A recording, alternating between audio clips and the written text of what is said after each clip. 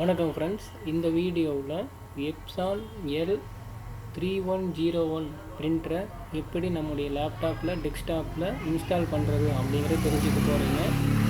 Start ஐக்கானை click பண்ணுங்கள். Click பண்ணிவிட்டு டிவைசஸ் அண்ட் பிரிண்டர்ஸ் கிளிக் பண்ணுங்கள். இப்போ உங்கள் லேப்டாப் டெஸ்க்டாப்பில் என்னென்ன டிவைசஸ் எல்லாம் இன்ஸ்டால் ஆகிருக்கும் அதோட லிஸ்ட்டு காமிக்கும். அது மட்டும் இல்லாமல் என்னென்ன டிவைஸ் இன்ஸ்டால் ஆகலையோ அதோட லிஸ்ட்டும் காமிக்கும். அன்ஸ்பெசிஃபைடு அப்படிங்கிற இடத்துல L3100 அதாவது நம்மளுடைய பிரிண்டர் வந்து இன்ஸ்டால் ஆகலை அப்படிங்கிறது காமிக்குது. இந்த ஐக்கான் மேலே ரைட் கிளிக் பண்ணிவிட்டு ப்ராப்பர்ட்டிஸ் கிளிக் பண்ணுங்கள். அடுத்ததாக ஹார்ட்வேர் அப்படிங்கிற ஆப்ஷன் மேலே கிளிக் பண்ணிவிட்டு Epson L3100 அப்படிங்கிற இந்த ஆப்ஷன் மேலே ரைட் கிளிக் பண்ணுங்கள். கிளிக் பண்ணிவிட்டு ப்ராப்பர்ட்டிஸ் கிளிக் பண்ணுங்கள். இதில் டீட்டெயில்ஸ் அப்படிங்கிற இந்த ஆப்ஷன் மேலே கிளிக் பண்ணிவிட்டு டிவைஸ் டிஸ்கிரிப்ஷன் அப்படிங்கிற இந்த ஆப்ஷன் மேலே கிளிக் பண்ணிங்கன்னா ஒரு லிஸ்ட்டு ஓப்பன் ஆகும். அதில் ஹார்ட்வேர் ஐடி இதை செலக்ட் பண்ணுங்கள். அடுத்ததாக யூஎஸ்பி பிரிண்ட்டு அப்படிங்கிற இந்த ஆப்ஷன் மேலே ரைட் கிளிக் பண்ணிவிட்டு காப்பி கொடுத்துக்கோங்க.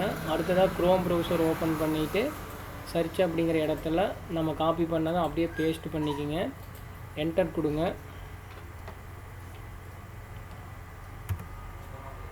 அதில் டிரைவர் ஐடென்டிஃபையர் இந்த லிங்க்குள்ளே போங்க. அடுத்ததாக கீழே ஸ்க்ரோல் பண்ணுங்கள். இப்போ இந்த பிரிண்டருக்கான டிரைவர் சாஃப்ட்வேர் எல்லாமே இங்கே காமிக்கும்.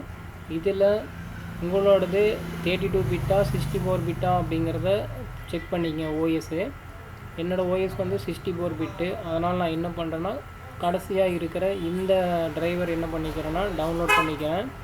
டவுன்லோட் கிளிக் பண்ணுறேன்.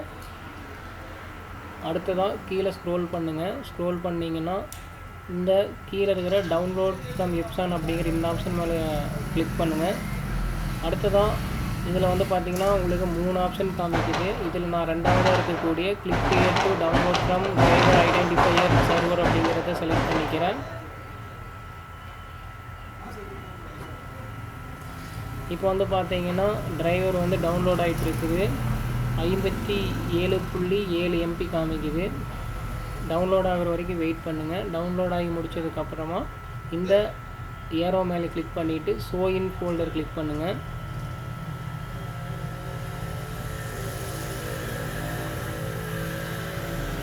ஓகே, இப்போ வந்து பார்த்திங்கன்னா டவுன்லோட் கம்ப்ளீட் ஆகிடுச்சு. இன்டர்நெட் ஸ்பீடை பொறுத்து குயிக்காக டவுன்லோட் ஆகிறதும் ஸ்லோவாக டவுன்லோட் ஆகிறதும் இருக்கும். இப்போ நான் முன்னாடி சொன்ன மாதிரியே அந்த ஏரோ மேலே கிளிக் பண்ணிவிட்டு ஷோ இன் ஃபோல்டர் கொடுக்குறேன். இப்போ டவுன்லோட் ஆன லொக்கேஷனுக்கு வந்து பார்த்திங்கன்னா நம்ம வந்துட்டோம். இப்போ ரைட் கிளிக் பண்ணிவிட்டு எக்ஸ்ட்ராக்ட் டு Epson L3108 இதை கிளிக் பண்ணுங்கள். இப்போ வந்து பார்த்திங்கன்னா டவுன்லோட் ஆன அந்த வின்ரேர் ஃபைல் வந்து பார்த்திங்கன்னா நமக்கு என்ன ஆகும்னா 5 ஜிப் ஆகும். இப்போ இந்த இடத்துல ஃபோல்டர் மாதிரி க்ரியேட் ஆகிருக்கிற இந்த ஃபோல்டரை கிளிக் பண்ணுங்கள். இதில் ரெண்டாவதாக இருக்கக்கூடிய WinX64 கிளிக் பண்ணுங்கள். இதில் வந்து பார்த்தீங்கன்னா நம்முடைய செட்டப் வந்து கொடுத்துருக்குறாங்க. இது கிளிக் பண்ணிக்கோங்க. கிளிக் பண்ணிவிட்டு கீழே இருக்கக்கூடிய இந்த அப்ளிகேஷன் அதாவது செட்டப் கடைசியாக இருக்குது பார்த்தீங்களா, அதை கிளிக் பண்ணுங்கள். அடுத்து எஸ் கொடுத்துக்குங்க. இப்போ ஓகே கொடுங்க. ஓகே கொடுங்க. அடுத்ததாக அக்ரி கொடுத்துட்டு கீழே ஓகே கொடுங்க. இப்போ வந்து பார்த்திங்கன்னா நம்முடைய பிரிண்டரோட சாஃப்ட்வேர் வந்து இன்ஸ்டால் ஆகுது. இதுக்கு முன்னாடி நீங்கள் பிரிண்டரை பவர் ப்ளக்கில் கனெக்ட் பண்ணி பவர் ஆன் பண்ணிட்டீங்களான்னு செக் பண்ணிக்கங்க. யூஎஸ்பி கேபிளை பிரிண்டரோட யூஎஸ்பி போர்ட்லேயும் லேப்டாப்போட யூஎஸ்பி போர்ட்லேயும் கனெக்ட் பண்ணிக்கிறாங்களே செக் பண்ணிக்கோங்க.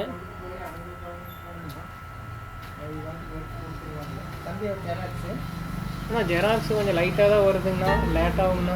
நாளைக்கு தான் எடுக்க முடியுங்கண்ணா. கொஞ்சம் பவுடர் கம்மியாகிடுச்சு.